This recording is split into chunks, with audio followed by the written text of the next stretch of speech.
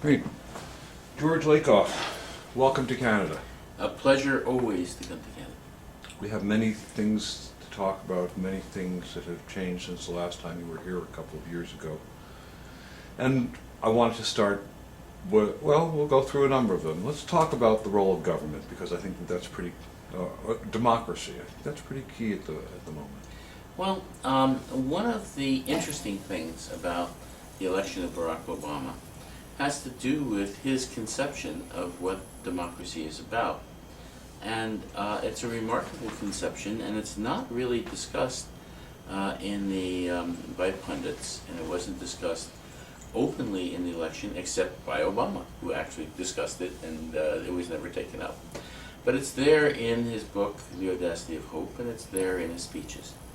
What he says is this, that he was taught, for example, he was asked about patriotism by Anderson Cooper on 360, March 19th, if you want to look it up, 2008. He was asked, what is patriotism? He says, patriotism begins with people caring about each other and with people following out the ideas of the founders.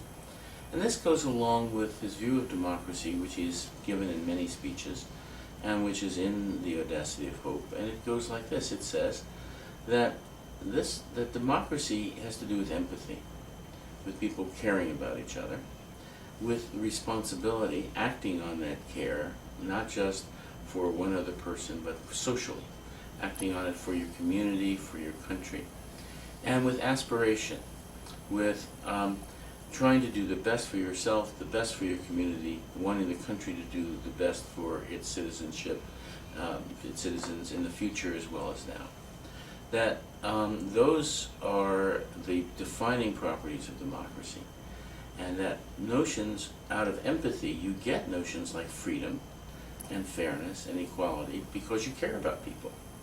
That those ideas, those critical political ideas, are consequences of that view, that moral view, and that government therefore has a moral mission. It's a dual moral mission. The moral mission is protection and empowerment. And you begin to see this coming out even more clearly in his discussion of the economic crisis, where he talks about the duty of the government to protect people. But it's there all through. And protection is not just military protection or police protection, it's environmental protection, worker protection, consumer protection, safety nets of various kinds. Health care is part of it, Social Security is part of it, and disaster protection. But it's not just protection, it's also empowerment. And empowerment has to do with things like infrastructure, building roads, building public buildings and bridges and maintaining them. It has to do with having a communication system that works, an energy system that works, and of course a banking system that you can trust, where you can get your bank loans and put your money and be sure it's there, and a stock market that works. That's part of what empowerment is about, and a court system that works both for corporate law as well as criminal law. And the idea here is that nobody in the country can function at all, can make a dime in America and the United States, and probably also in Canada, without the empowerment and protection of the government. And I think Warren Buffett, who's an advisor to Obama, said it very well.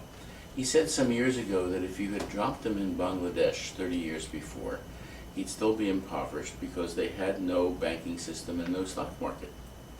And what that's saying is there's no system of government empowerment. And he said it in the context of taxes. And he said, that our taxes on corporations and are too low. That what taxes is what you pay to have empowerment and protection of a government. That if you don't have that, then you're going to live in a third world country. And that you should understand what taxation is really about that way. Now, the right wing has define taxation in a very different way, as government taking money out of your pocket and wasting it and spending it on people who don't deserve it and so on. And in fact, they are supported in that by the tax forms. The tax forms say, you've earned this much, the government is taking this away, and we'll leave you with that much.